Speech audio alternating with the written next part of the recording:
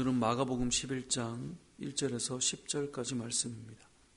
우리는 신앙생활을 하면서 나름의 기대를 가지고 살아갑니다. 처음 하나님을 믿는다라는 마음을 가질 때, 또는 이제 아직은 믿음이 시작되지는 않았지만 교회를 다니기 시작할 때, 또 사람들을 만날 때 우리는 여러 가지 기대를 가지죠.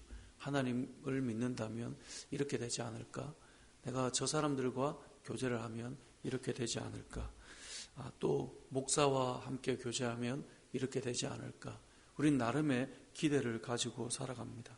그래서 우리는 첫걸음 할 때는 그 기대감이 있기 때문에 늘 뜨거운 마음들이 있습니다.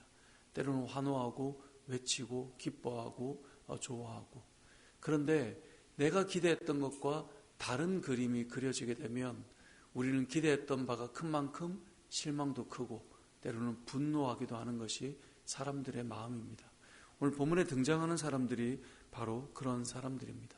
이들은 예수님에 대한 엄청난 기대를 했던 사람들입니다. 오늘 본문에 예수님은 예루살렘으로 입성하는 가운데 스가랴 9장 9절 말씀처럼 나귀 새끼를 타고 이제 입성하게 됩니다. 마치 승전가를 부를 수많은 군인들이 이렇게 큰 말을 타고 아름답게 등장하는 것처럼 예수님도 그런 모습을 보여주고 있습니다. 사람들이 얼마나 기뻤을까요? 이스라엘 백성들은 로마라고 하는 나라의 그 식민 사회를 경험해야 됐기 때문에 많이 힘들었습니다. 나라를 잃었고 그 슬픔 가운데 혜성같이 등장한 예수 그리스도로 인해 수많은 사람들이 병을 고치고 굶주릴 때 먹을 것이 오고 하나님의 말씀에 깨우침이 있고 이게 엄청난 기대감이었죠. 이분이면 되겠다. 그러니까 예루살렘으로 입성할 때 모두가 기쁨으로 외치며 등장해요. 오늘 7절에 보니까 나귀 새끼를 예수께로 끌고 와서 자기들의 겉옷을 그 위에 얹어 놓았다라고 말합니다. 여러분, 사람들의 옷은 자신의 신분을 상징하기도 하고 자신의 정체감을 드러내는 것이 옷이기도 합니다. 근데 그것을 벗어서 예수님이 깔고 앉을 수 있도록 했다는 것은 그만큼 예수님을 기대하고 높이는 마음이었습니다. 8절에 보니까 많은 사람들은 자기들의 겉옷을, 또 다른 이들은 들에서 벤 나뭇가지를 길에 펴며 자신의 옷을 바닥에 깔아줄 정도예요. 주님이 그것을 밟고 지나갈 수 있도록. 이것은 너무나 큰 기대와 소망이 담겨 있다는 것을 알 수 있죠. 그리고 9절에 앞에서 가고 뒤에서 따르는 자들이 소리 지르되, 그러니까 예수님이 나귀를 타고 갈 때 앞에 한 무리들, 뒤에 한 무리들, 이 무리들, 엄청 많은 무리들이 소리 지르는 거예요. 호산나, 호산나. 여러분, 호산나라는 말이 무엇입니까? 우리를 구원하여 주옵소서, 이 말 아닙니까? 이렇게 외치면서 저들이 지금 예루살렘으로 들어가고 있다라는 것이죠. 얼마나 큰 기대를 가지고 얼마나 큰 소망을 가지고 들어가는 길이었겠습니까? 이제 너희는 끝났다. 로마가 아무리 강해도 이제는 예수 그리스도로 인해 우리는 더 나은 세상을 펼치고 보게 될 것이다. 이것이 이들의 소망이었고 기대였습니다. 그런데 문제가 있습니다. 이들이 기대했던 것과 달리 예수님은 이들이 원하는 방식으로 하나님 나라를 이루어가지 않았습니다. 이들은 세상에서 식민사회를 경험하며 그 식민지의 고통을 겪으며 이제는 끝이 났어 라는 생각으로 이 예루살렘으로 들어갔는데, 예수님은 강력한 메시아의 모습이 아니라 너무나 힘없고 너무나 초라하고 너무나 약해 보이고 우리가 생각했던 이 지상에서의 어떤 일들을 이루어낼 만한 사람이 아니었던 것입니다. 그들의 마음이 너무나 많이 무너졌어요. 그래서 어떻게 합니까? 예수님을 십자가에 못 박으라고 마가복음 15장에 가보면 엄청나게 예수님을 비난하며 조롱하며 수치를 주며 십자가에 못 박으라고, 우리는 바라바를 원한다라고 외치고 등장합니다. 이들은 기대했던 예수의 모습이 자신의 생각과 너무나 달랐습니다. 그래서 그들은 그들이 기대하는 바라바를 다시 요구하게 되는 것이죠. 오늘 본문에 등장하는 이 사람들은 예수님께서 무슨 일을 하기 위해 오셨는지 잘 몰랐습니다.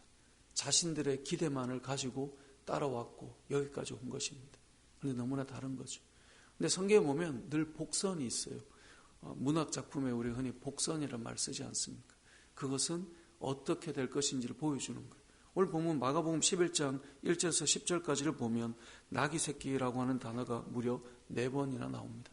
스가랴 9장 9절에 보면 예수님께서 나귀 새끼를 타고 등장하는 모습이 나오는데 그 앞에 겸손하시다라는 표현이 등장합니다.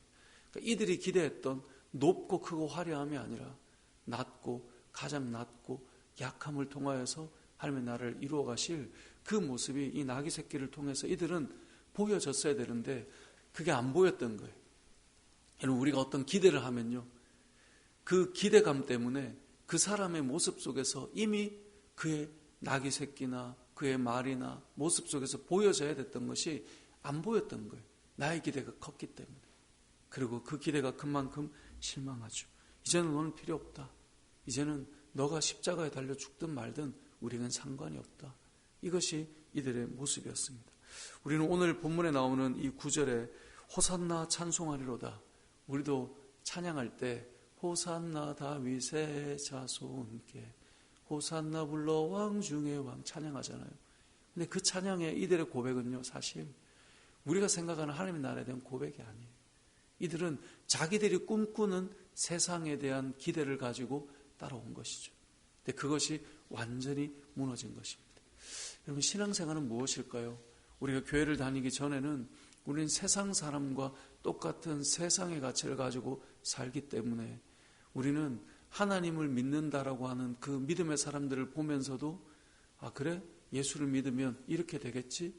세상에서 뭔가를 기대하고 이 자리로 들어오게 되는 것이죠.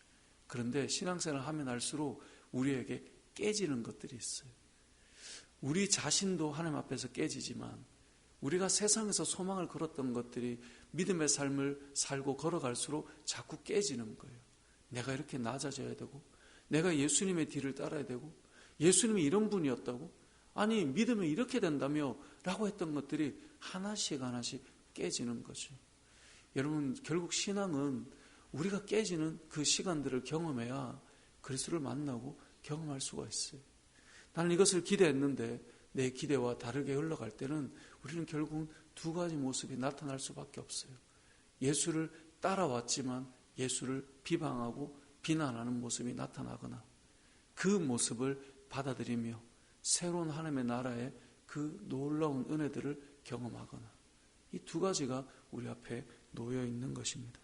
오늘 본문에 이들은 호산나를 외치며 이 로마라고 하는 거대한 나라가 무너질 것을 기대했습니다. 근데 잘 생각해 보십시오.